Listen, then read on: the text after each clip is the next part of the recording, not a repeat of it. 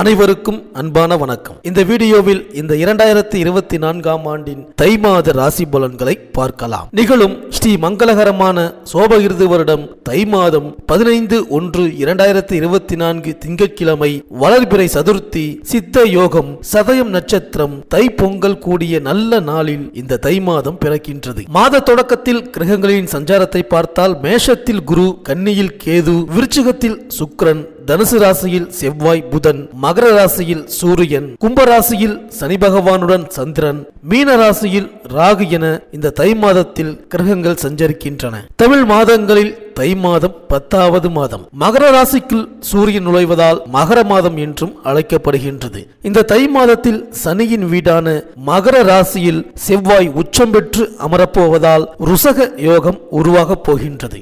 ருசக யோகம் என்பது ஜோதிடத்தில் கேந்திரம் எனப்படும் லக்னம் மற்றும் 4, 7, 10 ஆகிய இடங்களில் செவ்வாய் அமையும் போது ருசக யோகத்தை அளிப்பார். சர லக்னங்கள் எனப்படும் மேஷம், கடகம், துலாம், மகரம், ஸ்திர லக்னங்களான ரிஷபம், சிம்மம், விருச்சிகம், கும்பம் ஆகிய 8 லக்னங்களுக்கு மட்டுமே ருசக யோகம் செயல்படும். தமிழர் திருநாளாம் தங்கநிகர் பொங்கல் திருநாள் 15/1/2024 திங்கட்கிழமை அன்று வருகின்றது.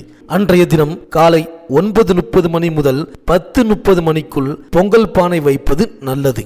வீட்டில் வயது முதிர்ந்தவர்கள் மஞ்சள் கொத்து கட்டிய பானையை கையில் எடுத்து கிழக்கு நோக்கி நின்று சூரியனை வழிபட்டு அதன் பிறகு அடுப்பினை 3 முறை சுற்றி அந்த பானையை வைக்க வேண்டும். பானையில் வண்ணமயமான கோலமிட்டிருப்பது நல்லது. மாட்டுப் பொங்கல் அன்று காலை சிவாலயங்களுக்கு சென்று நந்தி வழிபாடு மேற்கொள்ள வேண்டும். எல்லா விதமான மாலைகளையும் சூட்டி நந்தியை அலங்கரித்து வைத்திருப்பார்கள். அவரை தரிசிப்பது மிகவும் நல்லது. நந்தி பதிகம் பாடினால் நலம் கிடைக்கும், வளம் சேரும். வீட்டு பொங்கலுக்கு மறுநாள் மாட்டு பொங்கல் வைத்து கொண்டாட வேண்டும். 16/1/2024 செவ்வாய்க்கிழமை அன்று மாட்டு பொங்கல் வருகின்றது. அன்று காலை 7:30 மணிக்கு மேல் 8:30 மணிக்குள் பொங்கல் வைத்து கோ பூஜை செய்து வழிபட உகந்த நேரமாகும்.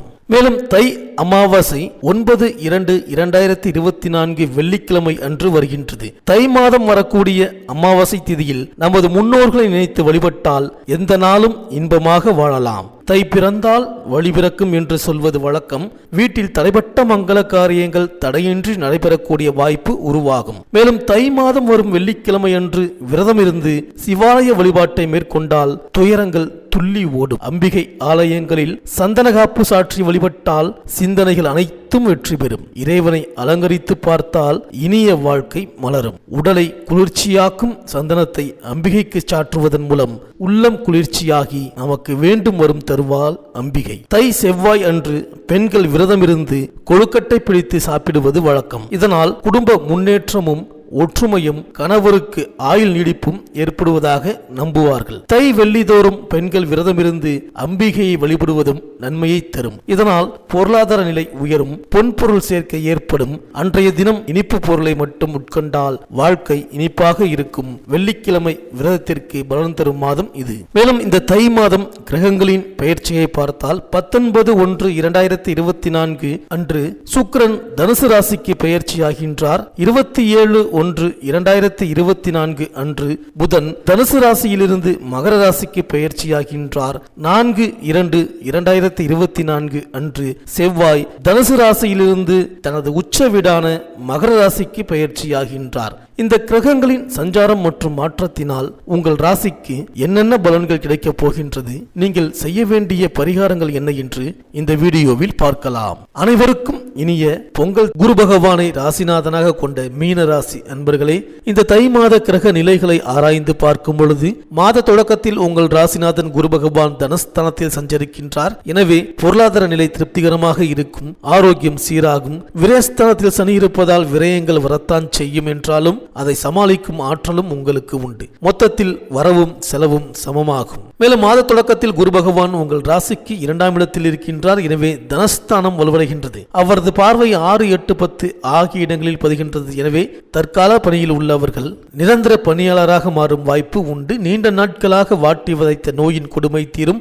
உத்தியோகத்தில் இருப்பவர்கள் விருப்ப ஓய்வில் வெளிவந்து சுய தொழில் தொடங்கும் சிந்தனை உருவாகும். பார்க்கும் குருவை பலப்படுத்த வழிபாட்டை மேற்கொள்ளுங்கள். மேலும் உங்கள் ராசிக்கு 12ஆம் இடத்தில் சனி பகவான் சஞ்சரிக்கின்றார். எனவே 7.5 சனி ஆரம்பமாகிவிட்டது. முதலில் விரய சனி 2.5 ஆண்டுகள், அதில் அமைதி குறையும், பகை உருவாகும், முன்னேற்றத்தில் சறுக்கல்கள் வந்து சேரும், தொழிலில் தேக்க நிலையும் தொல்லை தரும் எதிரிகளின் எண்ணிக்கையும் அதிகரிக்கும். சனிக்குரிய சிறப்பு தலங்களுக்கு சென்று வழிபட்டு வந்தால் பாதகம் அகன்று சாதகம் பிறக்கும். மேலும் சனியின் பார்வை உங்கள் ராசிக்கு 2, 6, 9 ஆகிய இடங்களில் பதிகின்றது. சனியின் பார்வை 2ஆம் இடத்தில் பதிவதால் தனவரவு தாராளமாக இருக்கும். இல்லத்திற்கு தேவையான அத்தியாவசிய பொருள்களையும் ஆடம்பர பொருள்களையும் வாங்கி மகிழ்வீர்கள். வீடு இடம் வாங்கும் யோகம் உண்டு. சுப விரயங்கள் அதிகரிக்கும். மேலும் சனியின் பார்வை உங்கள் ராசிக்கு 6ஆம் இடத்தில் பதிவதால் ஜீவனஸ்தானம் புனிதமடைகின்றது. எனவே தொழில் உத்தியோகத்தில் எதிர்பார்த்த நல்ல மாற்றம் உண்டு. புதிய பங்குதாரர்கள் வந்து இணையலாம். வெளிநாட்டில் உள்ள நல்ல நிறுவனங்களில் இருந்து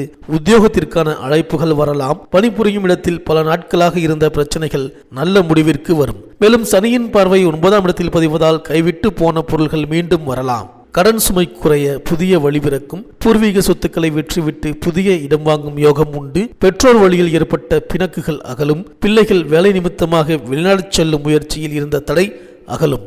முன்னோர்கள் கட்டி வைத்த கோவிலை மேலும் வளப்படுத்தி திருப்பணிகள் செய்ய முன்வருவீர்கள். மேலும் மாத தொடக்கத்திலேயே உங்க ஜென்ம ராசியில் ராகுவும் சப்தமஸ்தானத்தில் கேதுவும் சஞ்சரிக்கின்றார்கள். இதன் விளைவாக பயணங்கள் அதிகரிக்கும். பொருளாதார நிலை திருப்தி தரும். புதிய முயற்சிகளில் வெற்றி கிடைக்கும். ஏற்ற இறக்க நிலை இருந்தாலும் அதை சமாளித்து விடுவீர்கள். ஆயினும் குடும்பத்தில் அடிக்கடி பிரச்சனைகள் தலை தூக்கும். விட்டு கொடுத்து செல்ல வேண்டிய நேரம் இது. கேதுவின் ஆதிக்கம் இருப்பதால் வாழ்க்கை துணையை அனுசரித்து செல்வதன் மூலமே வாழ்வில் அமைதி காண முடியும். குடும்ப சுமை கூடும். சர்பசாந்தி வழிபாடுகளை மேற்கொண்டால் நன்மைகள் நடைபெறும். மேலும் ஜனவரி 19ஆம் தேதி தனுசு ராசிக்கு சுக்கிரன் செல்கிறார். உங்கள் ராசிக்கு 3, 8 ஆகிய இடங்களுக்கு அதிபதியானவர் சுக்கிரன்.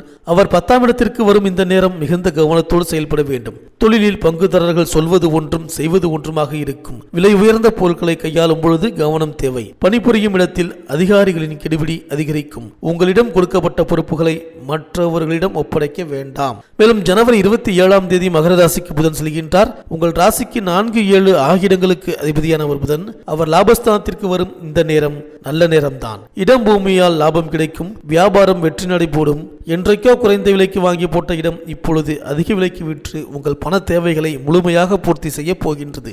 உத்தியோகத்தில் இருப்பவர்களுக்கு வெளிநாட்டில் உள்ள நல்ல நிறுவனங்களில் இருந்து கூடுதல் சம்பளம் தருவதாக சொல்லி அழைப்புகள் வரலாம். சுபகாரியங்கள் நடைபெறுவதில் இருந்த தடைகள் அகலும். மேலும் பிப்ரவரி 4ஆம் தேதி மகர ராசிக்கு செவ்வாய் செல்கின்றார். இந்த காலம் ஒரு பொற்காலம். சகாயஸ்தானம் மற்றும் தொழில் ஸ்தானத்திற்கு அதிபதியான செவ்வாய் லாபஸ்தானத்திற்கு வரும் இந்த நேரம் தொழிலில் எதிர்பார்த்ததை காட்டிலும் கூடுதல் லாபம் கிடைக்கும். சமூகத்தில் உள்ள முக்கிய பொறுப்புகளுக்கு உங்களை தேர்ந்தெடுப்பார்கள். கிளை தொழில் தொடங்கும் முயற்சியில் ஆர்வம் காட்டுவீர்கள். பொது வாழ்வில் உள்ளவர்களுக்கு ஆதரவு கரம் நீட்டுபவர்களின் எண்ணிக்கை அதிகரிக்கும். வியாபாரம் தொழில் செய்பவர்களுக்கு கூட்டாளிகளை மாற்றலாமா என்ற சிந்தனை மேலோங்கும். உத்தியோகஸ்தர்களுக்கு உழைப்பிற்கு ஏற்ற பலன் கிடைக்கும். கலைஞர்களுக்கு நல்ல சந்தர்ப்பங்கள் நாடி வரும். மாணவ மாணவியர்களுக்கு நினைவாற்றல் அதிகரிக்கும். பெண்களுக்கு வீடு மாற்றங்களும் பணியிட மாற்றங்களும் வரலாம். விரயங்கள் கொஞ்சம் கூடுதலாக இருக்கும். வீடு மாற்றம் இடமாற்றம் ஒரு சிலருக்கு வந்து சேரும். கணவன் மனைவிக்குள் உறவு பலப்பட விட்டு கொடுத்து செல்வது நல்லது. 7.5 சனியின் ஆதிக்கம் இருப்பதால் எதையும் சிந்தித்து செயல்படுவதோடு வழிபாட்டிலும் அதிக கவனம் செலுத்துவது நல்லது. உற்றார் உறவினர்களின் பகை அதிகரிக்கும். பிள்ளைகள் வழியில் சுப செலவுகள் உண்டு. பணிபுரியும் பெண்களுக்கு கேட்ட இடத்திற்கு மாறுதல் கிடைக்கும்.